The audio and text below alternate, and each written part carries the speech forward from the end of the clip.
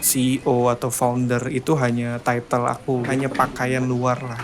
Lebih jauh dari itu aku mengenal diriku, ya aku hanyalah seorang hamba yang insya Allah terlahir untuk beribadah, berkontribusi. Kuliah saya kan IT, sistem informasi itu IT dan bisnis gitu. Di situ ada fokus jurusan yang memang saya itu minatnya startup. Nah, tadinya saya pengen banget itu bikin startup itu tentang musik, karena saya seneng banget main musik untuk coping stres saya.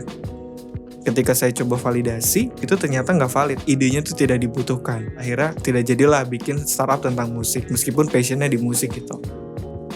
Saya ini orangnya juga super iseng gitu ya. Saya pernah bikin line itu pacar virtual. Itu saya memanage juga akun yang namanya Ibu Nia.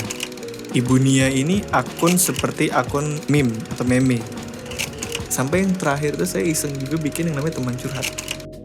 Buat orang-orang yang abis putus gitu, yang masih galau, yang belum move on, untuk curhat masalah percintaan aja gitu.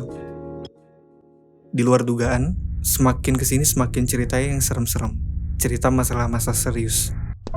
Sorry to say, sampai titik dimana mereka itu melakukan self-harming. Saking gak ada temennya untuk curhat, saking mereka merasa gak ada yang bisa mengerti mereka.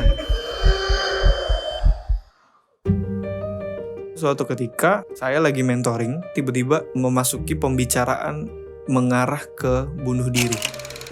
Ketika mereka cerita, tiba-tiba saya recall. Saya inget, bunuh diri ini, saya punya nih akun yang mereka itu datang curhat ke saya, pengen mati aja bawaannya. Apa jangan-jangan teman curhat ini yang bisa berpotensi mengatasi masalah? Akhirnya saya sadar bahwa ini ternyata startup yang mau saya bangun. Oh, ini ternyata yang lebih bisa worth untuk menyelesaikan masalah-masalah. Waktu itu belum ada aplikasinya karena kita masih berjalan sendiri. Sampai suatu ketika ada arena untuk pitching, dan alhamdulillah saya menang, saya dapat investor. Jadi startup, kita bikin websitenya, kita bikin logonya. Sampai di titik itulah, gue gak bisa jalanin main-main nih. Bikin aja gitu kayak keisengan dua saya sebelumnya, pacar virtual sama Ibu Nia itu kan.